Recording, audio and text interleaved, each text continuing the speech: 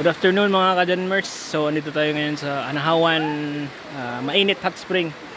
So paano ba makapunta rito? Galing kaming Liloan sa Leyte. Nagbiyahe kami gamit ang chariot. Punta kami dito. Dumaan muna kami ng St. Bernard, San Juan, tapos Anahawan.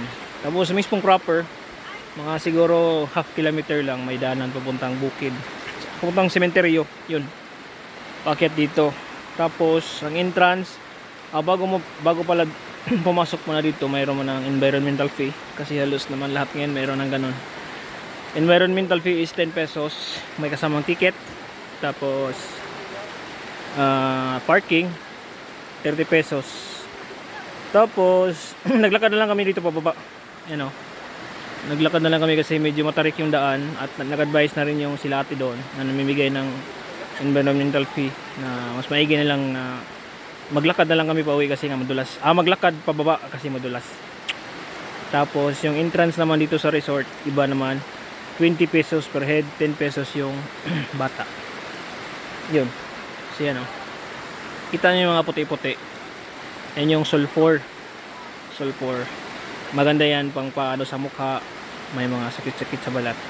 Tapos mga buni, hadhad, ganon. Maganda to.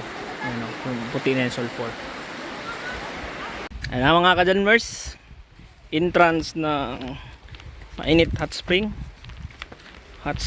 Anahawan, Southern Leyte. Ano, ginagawa pa lang, no?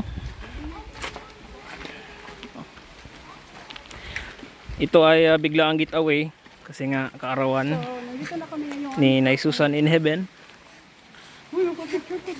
Ano na dutaw eh.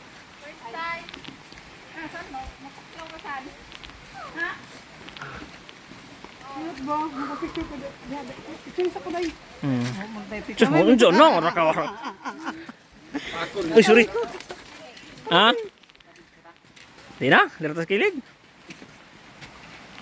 Masaya ka sulti mo, Brad? Sa daan? Murag okay ra mo. Murag madarag smile. Laraw. Darano dugay dagit ka naabot ba? Mga dahaon po ka oras ba?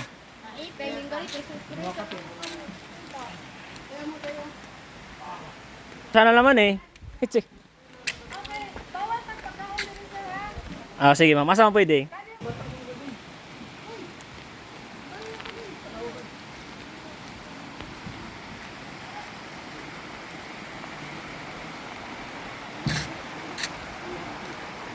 Parang isuga sa sulfur eh.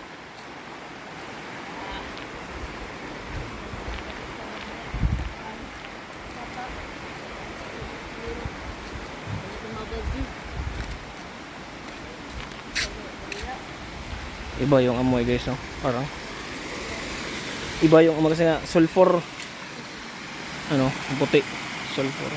Bagay to sa may mga sakit-sakit sa balat, no? Goods to.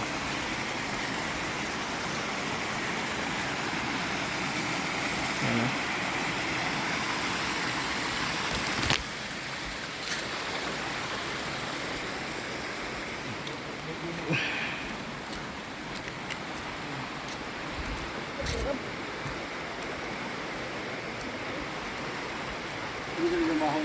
Omo, di abi ni mo bahog kanal dili sa sulfur. Mo lagi na. Na sulfur ba? Mo lagi na. This is bahog kanal sa sulfur. Tinaw man siya.